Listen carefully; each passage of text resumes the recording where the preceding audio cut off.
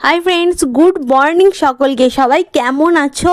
আমি অনেকটা ভালো আছি, কিন্তু অনেকটা ভালো থাকার পরও এই অনবরত বৃষ্টির কারণে একটুখানি খারাপ আছি। কারণ বৃষ্টিতে আর এখন জলে পা দিতে একটু ইচ্ছে করছে না।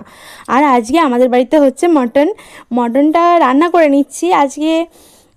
খাসির মাংস হচ্ছে বলে আজকে বেশি কিছু রান্না করিনি, ঘি করলা ভাজা আর আলু দিয়ে হালকা করে মটন রান্না করছি। আমি এদিকে পেঁয়াজ আদা রসুন সব কেটে নিয়েছি, সব মশলাপাতি করে নিয়েছি, পেঁয়াজটা হালকা করে ভেজে নিচ্ছি। আর বারবার জল আসছে, কিন্তু জামা কাপড়গুলো বারবার খাটিয়ে ছাদে মেলো আর ছাদ থেকে তোলো, এই কারণে সারাদিনে আর কোনো কাজই হচ্ছে না। অবশেষে রান্নাটা তো করতেই হবে, বলো। রান্নাটা করে নিচ্ছি, পেঁয়াজগুলো হালকা করে লাল করে ভেজে নিয়েছি। আমি মশলাটা এবার পাক করে নেবো, তারপরে ব্যাস মটনটা দিয়ে দেবো। মটনটা সেদ্ধ হয়ে গেলেই হয়ে গেল।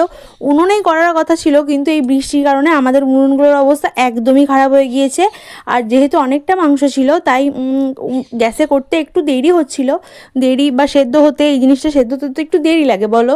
এবার সেদ্ধ হতে একটু দেরি হলেও কি করব, সব জায়গায় জলে ভর্তি হয়ে গেছে। উনুনে কোনোভাবে করা যায়নি, নাহলে ভেবেছিলাম হয়তো উনুনেই করে নেবো, কিন্তু উনুনে করার কোনো অপশনই আমি পাইনি, সেই জন্য এখানে গ্যাসেই করে নিতে হচ্ছে। আর আলুগুলো শেষকালে দিয়ে আমি জল দিয়ে দেবো আর ফোটার জন্য অপেক্ষা করব। কিন্তু ফুটতে অনেকটাই টাইম লেগেছিল। শেষকালে তোমরা দেখবে আর আমাকে জানাবে যে কেমন হয়েছে আমার ভিডিওগুলো, তোমাদের কেমন লাগছে। আর এই দেখো, একদম পুরো কমপ্লিট। তোমাদের কেমন লাগলো অবশ্যই অবশ্যই অবশ্যই জানাবে। আর যদি ভালো লাগে একটা লাইক তো করবেই। Tata, by.